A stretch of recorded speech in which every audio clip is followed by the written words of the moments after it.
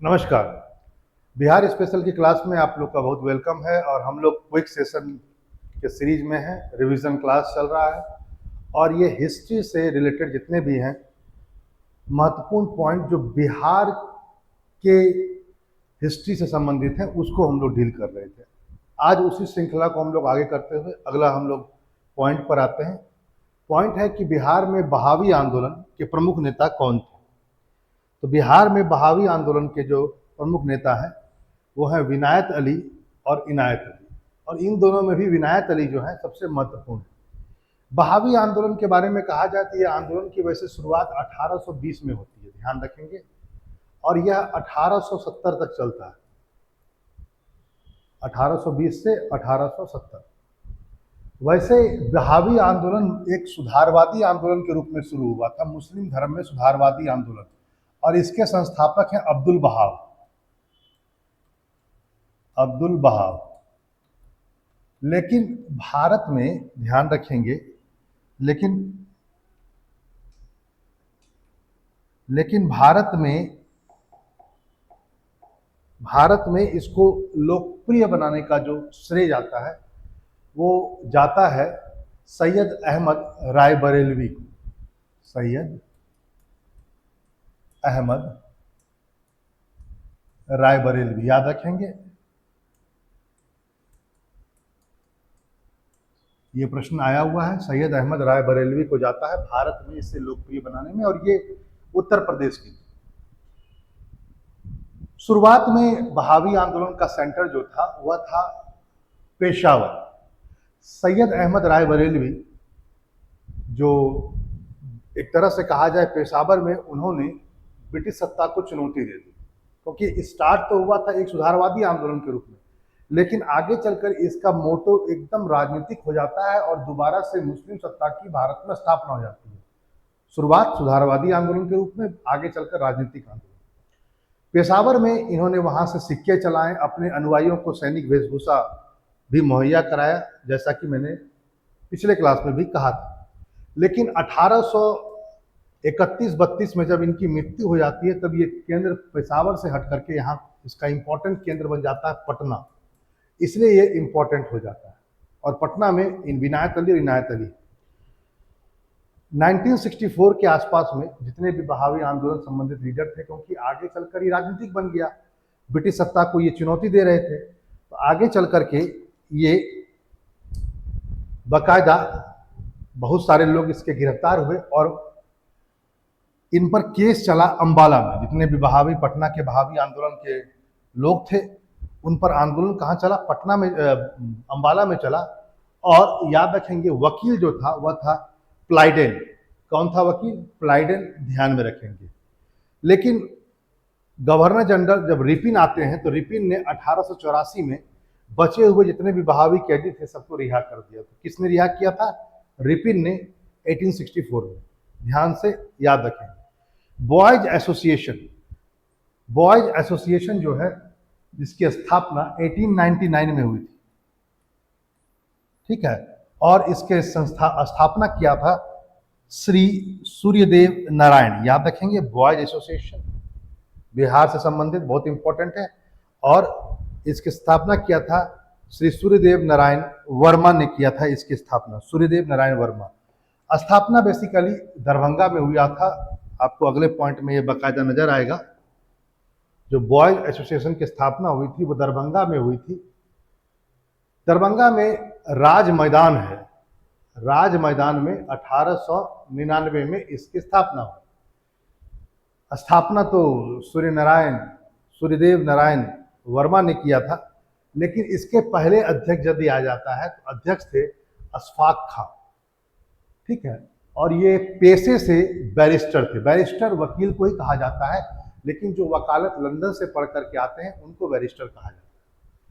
इस संगठन का इस क्षेत्र में, मतलब बिहार के क्षेत्र में, राष्ट्रीय जागरण में एक महत्वपूर्ण भूमिका रही, यानी राष्ट्रवाद को आंदोलित करने में, बढ़ाने में महत्वपूर्ण भूमिका रही। आगे बिहार छात्र सम्मेलन, ध्यान रखें, बिहार छात्र सम्मेलन की स्थापना 1901 में हुई है, ठीक है, याद रखेंगे। बिहार छात्र सम्मेलन की स्थापना 1901 में हुई। बिहार का पहला बालिका विद्यालय की स्थापना किया था श्रीमती अघोर कामिनी देवी ने। ठीक है, ये पटना में स्थापित किया गया था, अघोर कामिनी देवी। अघोर कामिनी देवी के बारे में मैं एक दो लाइन आपको बता देता हूं। वह यह है कि अघोर कामिनी देवी के पुत्र हैं विधान चंद्र राय। ध्यान रखेंगे, इनके पुत्र का नाम क्या है? विधान चंद्र राय। इनका जन्म पटना में हुआ था, याद रखिएगा। विधान चंद्र राय का जन्म पटना में हुआ था और लगभग 1882 के आसपास पटना में जन्म हुआ था।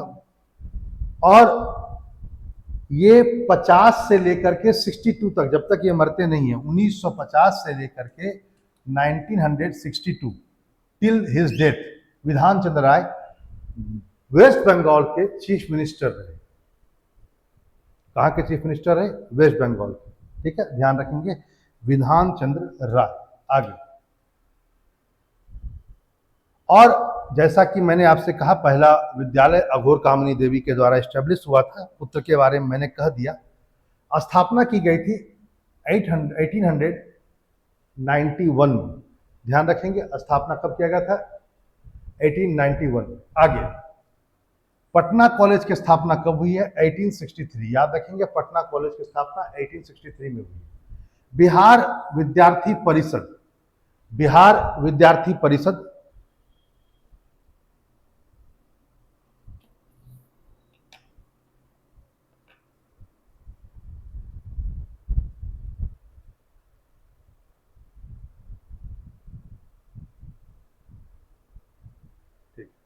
बिहार विद्यार्थी परिषद का गठन हुआ था राजेंद्र प्रसाद के द्वारा। ध्यान रखेंगे, बिहार विद्यार्थी परिषद का गठन किसके द्वारा हुआ था? राजेंद्र प्रसाद के द्वारा। बिहार प्रांतीय सम्मेलन का पहला अधिवेशन 1909 में पटना में आयोजित किया गया था। आप बोलेंगे सर ये बिहार प्रांतीय सम्मेलन, अरे हर स्टेट में कांग्रेस का अपना एक संगठन तैयार हुआ, वैसे ही बिहार में भी एक संगठन तैयार हुआ। तो बिहार का कांग्रेस का जो प्रांतीय सम्मेलन है उसका पहला अधिवेशन 1908 में हुआ था। कहाँ आयोजित किया गया था? पटना में आयोजित किया गया था। ध्यान रखेंगे, और एक बात यह भी ध्यान रखेंगे, वो यह है कि इसका जो हेडक्वार्टर था बिहार प्रांतीय सम्मेलन का, उसका हेडक्वार्टर भी पटना ही था। इस बात को भी आप ध्यान में रखेंगे। पहले यदि मैं थोड़ा सा और भी आगे आऊं तो बिहार प्रांतीय सम्मेलन के जो पटना में जो पहला अधिवेशन हुआ, यदि इसके आप अध्यक्ष की बात करें तो सर अली इमाम इसके पहले अध्यक्ष थे। सर अली इमाम। ठीक है, दूसरा अधिवेशन जो 1909 में हुआ वो भागलपुर में हुआ था, और इसके जो अध्यक्ष थे वह थे सच्चिदानंद सिन्हा।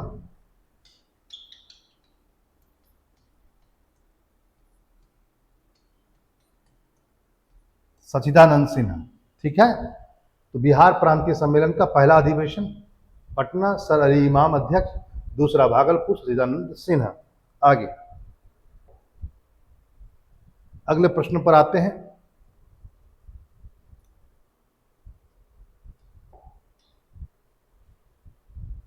बिहार टाइम्स नामक पत्रिका का प्रकाशन कब शुरू हुआ है? यह हुआ था 1894 में। ध्यान में रखेंगे, कब हुआ था?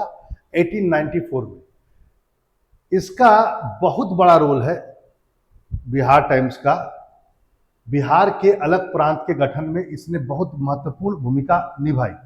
ठीक है, इसके जो इस पत्रिका के जो निकालने वाले लोगों में से हैं वह है सच्चिदानंद सिन्हा,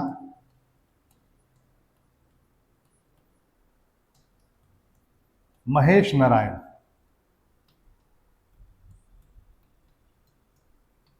अच्छा, महेश नारायण के बारे में मैं एक चीज बता देता हूं कि महेश नारायण जो है वही इसके पहले संपादक भी बने। ये संस्थापक सदस्य भी हैं और पहले संपादक।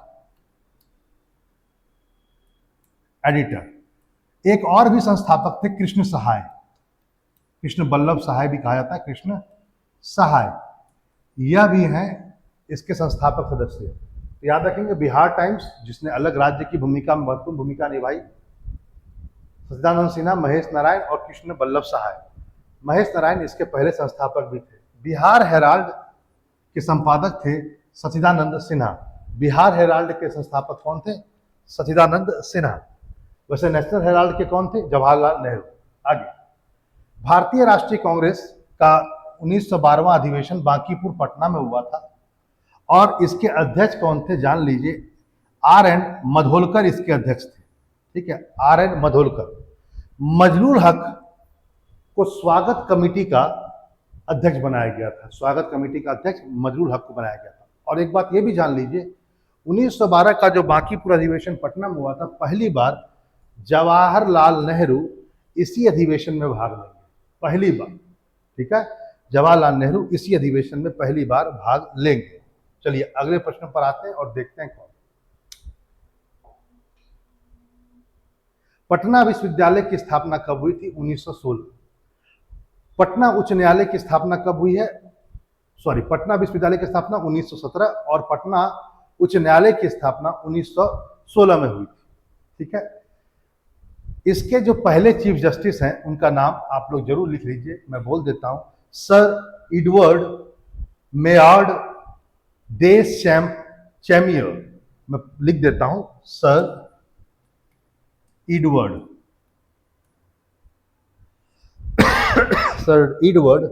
देश चैमियर।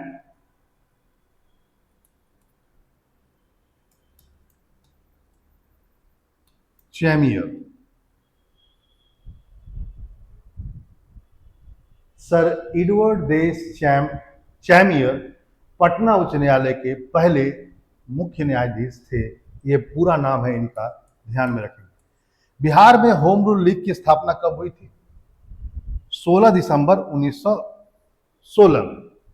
ठीक है, बांकीपुर में एक बैठक हुआ था जिसमें होम रूल स्थापित करने का निर्णय लिया गया। होम रूल के अध्यक्ष कौन बनाए गए थे? मजलूल हक। यानी होम रूल लीग आंदोलन जो चला बिहार में, उसके अध्यक्ष किसको बनाया गया था? मजलूल हक को बनाया गया था। और इसका निर्णय कब लिया गया था? 1916 दिसंबर में लिया गया था, बांकीपुर पटना में लिया गया था। और यदि आपसे कहा जाए बिहार में होम रूल लीग आंदोलन के संस्थापक कौन है, तो भी मजलूल हक आप याद रखेंगे। आपको पता है होम रूल आंदोलन एनी बेसेंट और तिलक के द्वारा शुरू किया गया था। यदि आपसे पूछा जाए कि पहले होम रूल आंदोलन की शुरुआत किसने की थी? तिलक ने की थी, अप्रैल के महीने में, अप्रैल 1916। सितंबर में जाकर के एनी बेसेंट ने होम रूल आंदोलन की शुरुआत की अपनी। वैसे यदि आपसे पूछा जाए कि मूलतः होम रूल आंदोलन का जो विषय है उसको लेकर कौन आया गया, ओरिजिन किसका है, ये तो एनी बेसेंट का है, तिलक नहीं है। ठीक है, ध्यान में रखेंगे। आगे,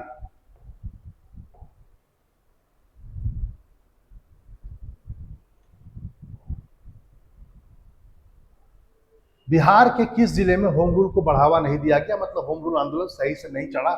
तो याद रखेंगे चंपारण में, बिहार में सही से होम रूल आंदोलन नहीं चला। बिहार में गौहत्या को रोकने के लिए गौरक्षणी सभा की स्थापना कब की गई थी? 1893 में।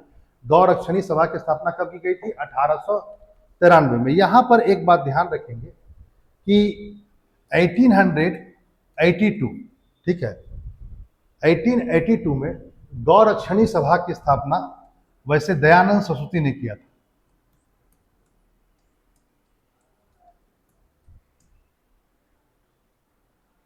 दयानंद सरस्वती ने किया था गौरक्षणी सभा। आगे चलकर इसका फैला तो बिहार में भी 1893 में सभा स्टैब्लिश हुई।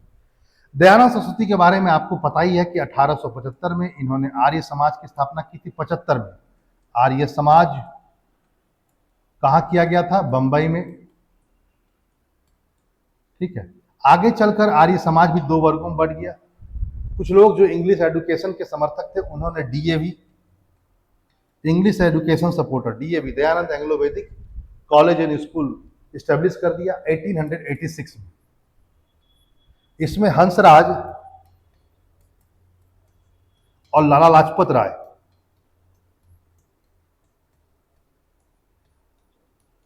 महत्वपूर्ण थे जिन्होंने डीएवी स्टेब्लिश किया 1886 में। और कुछ लोग जो अभी भी पाश्चात्य शिक्षा प्रणाली यानी इंग्लिश एजुकेशन सिस्टम के सपोर्टर नहीं थे, उन्होंने 1902 में गुरुकुल को स्टेब्लिश किया।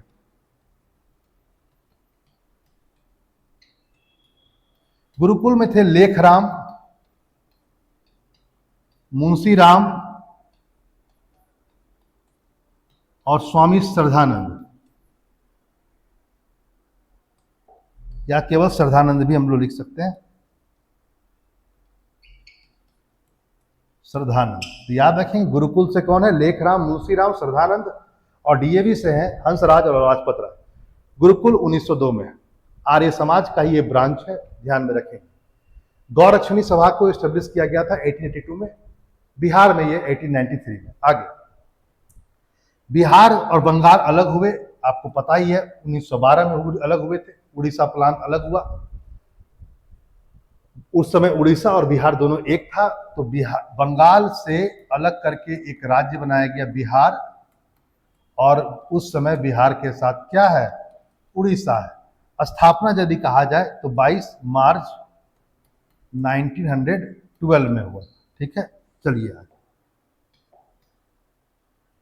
यहां पर एक बात मैं और आपसे कह देना चाहता हूं, वो यह है कि यदि आपसे यह पूछा जाए कि यह जो अलग बंगाल राज्य की, अलग बिहार राज्य की जो स्थापना की गई, उसका निर्णय कब लिया गया था? ठीक है, मैंने कहा 22 मार्च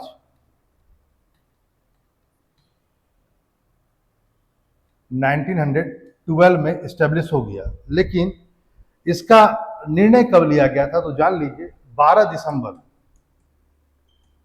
1911 में तीसरा दिल्ली दरबार लगा था,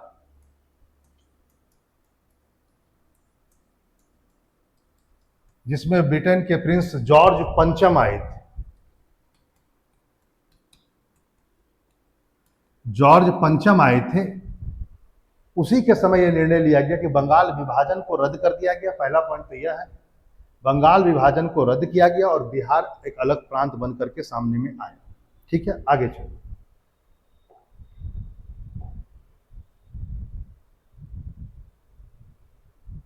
आगे है कलकत्ता उच्च न्यायालय में न्यायाधीश की नियुक्ति होने वाला पहला बिहारी कौन था? तो फखरुद्दीन। याद रखेंगे फखरुद्दीन पहले बिहारी हैं जो कलकत्ता उच्च न्यायालय में अपॉइंट हुए न्यायाधीश के रूप में 1907 में। वैसे जो कलकत्ता में उच्च न्यायालय स्टेब्लिश हुआ था, जरूर कमेंट बॉक्स में कहिए कब स्टेब्लिश हुआ था। आगे 30 अप्रैल 1908 को मुजफ्फरपुर बम कांड होता है, आपको पता है। किंग्सफोर्ड जो न्यायाधीश और मजिस्ट्रेट थे, उनकी हत्या का प्रयास किया गया था। किसके द्वारा किया गया था? प्रफुल्ल चाकी और खुदीराम बोस के द्वारा।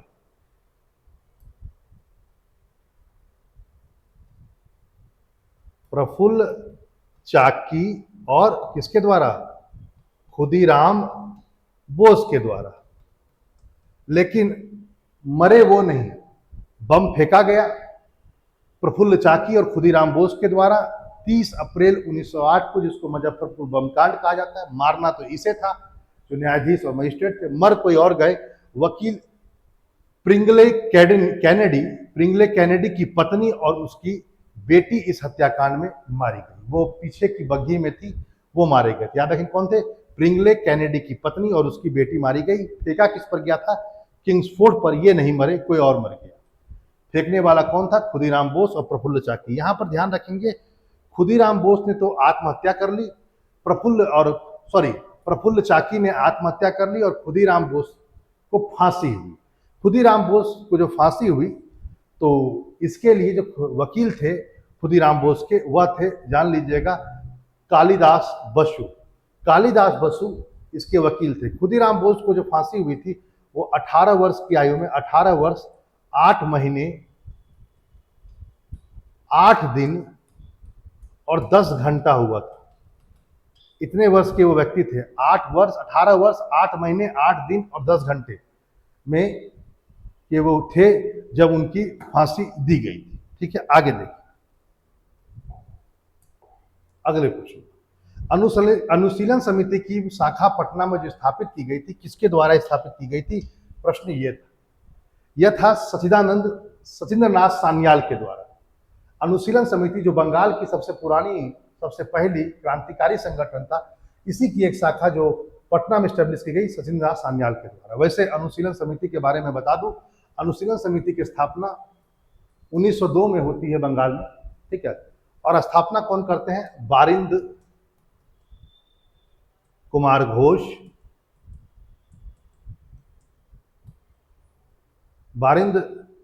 घोष, जितेंद्र नाथ बनर्जी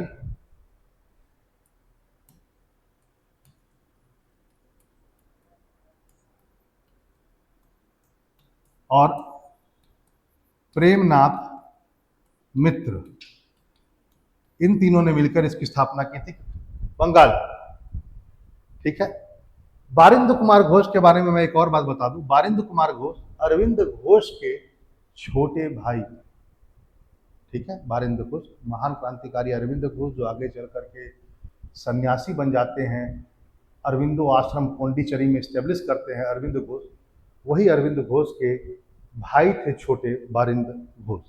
एक बात यह भी ध्यान रखेंगे, वह यह है कि अनुशीलन समिति ने एक पत्रिका भी आगे चलकर निकाला, उसका नाम था युगांत। कौन था? युगांत।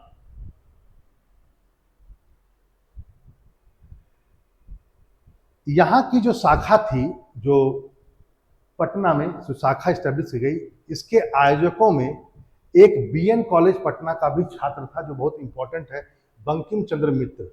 इसका नाम भी याद रखेंगे। अनुशीलन समिति की शाखा जो पटना में स्टैब्लिश की गई थी सचिंद्रनाथ सान्याल के द्वारा, उसमें आयोजकों में एक बीएन कॉलेज पटना के छात्र थे बंकिम चंद्र मित्र। ध्यान रखें, पटना में भवानी मंदिर, एक क्रांतिकारी संगठन की स्थापना भूपेंद्र नाथ दत्त ने की थी। ध्यान में रखेंगे, भूपेंद्र नाथ दत्त। आगे, सतयुग नामक पत्रिका का प्रकाशन किसने किया था? पुरुषोत्तम नारायण नंदा ने किया था। पुरुषोत्तम नारायण नंदा, सतयुग, ठीक है। सतयुग पत्रिका का प्रकाशन रत्नाकर प्रेस जो मुजफ्फरपुर है वहां से किया गया था। रत्नाकर प्रेस मुजफ्फरपुर से। चलिए अगले प्रश्न पर आते हैं, अगला पॉइंट देखते हैं, ठीक है। आगे अगला है स्वराज कथा के संपादक कौन है? स्वराज कथा, ये थे बाल मुकुंद वाजपेयी। स्वराज कथा के कौन थे? बाल मुकुंद वाजपेयी। आगे, बिहार के उस क्रांतिकारी का नाम बताएं जिसने सितंबर 1928 में हिंदुस्तान सोशलिस्ट रिपब्लिक आर्मी की बैठक में शामिल हुए थे। आपको पता होगा 1928 में ही कानपुर में चंद्रशेखर आजाद के द्वारा HSRA Hindustan socialist Republic association की स्थापना हुई। पहले यह संगठन HRA था, बाद में 1928 में इसका नाम बदल के HSRA कर दिया गया। यह क्रांतिकारी संगठन में एक बिहारी क्रांतिकारी भी था, नाम है फणींद्रनाथ घोष, ठीक है। ध्यान रखें, क्या नाम था? फणींद्रनाथ घोष। आगे, पटना युवा संघ, पटना युवा संघ जिसकी स्थापना 1927 में हुई थी, इसके पहले अध्यक्ष कौन थे? कृष्ण वल्लभ सहाय। इसके पहले अध्यक्ष थे कृष्ण वल्लभ सहाय, ठीक है, ध्यान रखेंगे। आगे,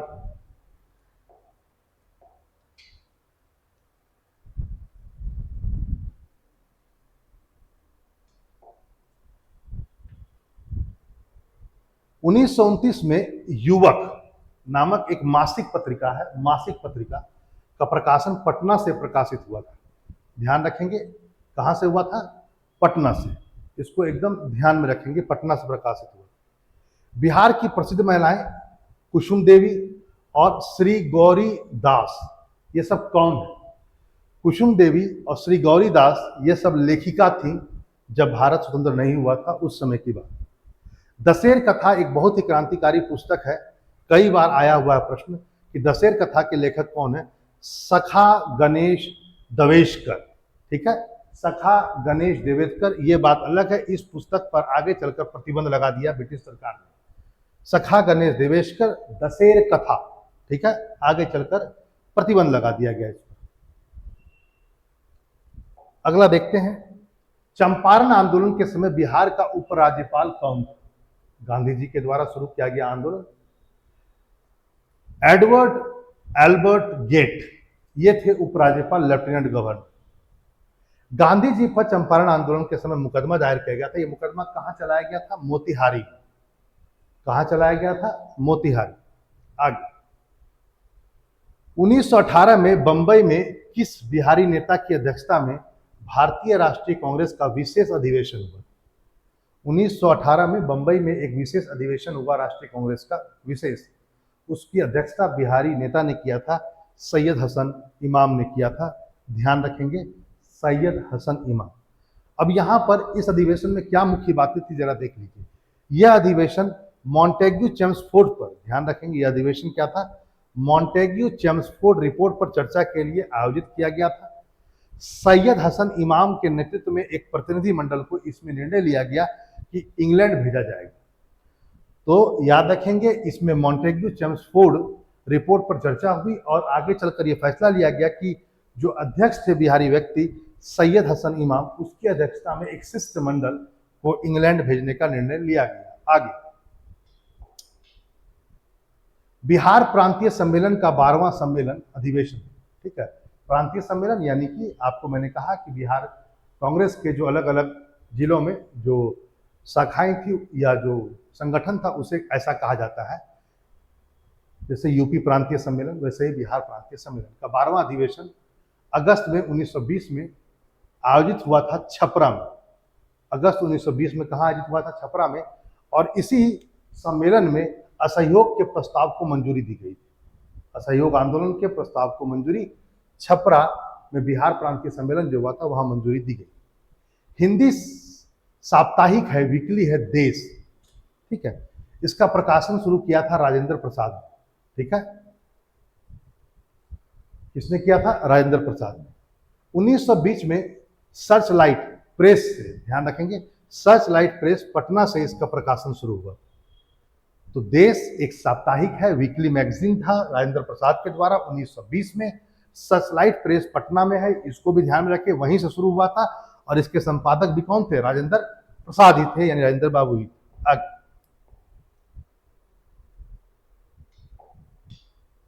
बिहार का पहला नेशनल कॉलेज 1921 में स्टैब्लिश हुआ था, याद रखेंगे, पटना। 1921 पटना में, ठीक है। आगे 6 फरवरी 1921 को इसका उद्घाटन हुआ था। और उद्घाटन किसके द्वारा किया गया था? तो महात्मा गांधी के द्वारा उद्घाटन किया गया था। ये वही समय है जब भारत में असहयोग आंदोलन भी चल रहा है। उसी समय नेशनल कॉलेज भी स्टैब्लिश हुआ था, ध्यान रखें। बिहार नेशनल कॉलेज के प्रिंसिपल नियुक्त किसे किया गया था? राजेंद्र प्रसाद। किसको नियुक्त किया गया था? राजेंद्र प्रसाद। अब आइए बिहार विद्यापीठ। बिहार विद्यापीठ के पहले कुलपति बने थे मजलुल हक, और ब्रिज किशोर इसके पहले उप कुलपति बने, ठीक है। तो बिहार विद्यापीठ के पहले कुलपति मजलुल हक बने और ब्रिज किशोर उप कुलपति बने। जरूर कमेंट बॉक्स में कहिएगा इसकी स्थापना कब हुई थी। आगे बिहार में असहयोग आंदोलन के सबसे प्रमुख नेता राजेंद्र प्रसाद हैं और हसन इमाम हैं, श्री कृष्ण सिंह नहीं है। तो याद रखें कौन है? राजेंद्र प्रसाद और हसन इमाम। बिहार में असहयोग आंदोलनकारी एक है मौलवी अहमद शफी। इन्होंने कहां पर आंदोलन चलाया था? बहुत तगड़ा आंदोलन चलाया था मौलवी मोहम्मद शफी, मुजफ्फरपुर में। कहां चलाया था? मुजफ्फरपुर में। आगे मदरलैंड नामक अखबार किसने शुरू किया था? मजलुल हक ने शुरू किया था, सदाकत आश्रम से। सदाकत आश्रम इन्हीं के द्वारा बनाया गया है, मजलुल हक के द्वारा ही बनाया गया है सदाकत आश्रम।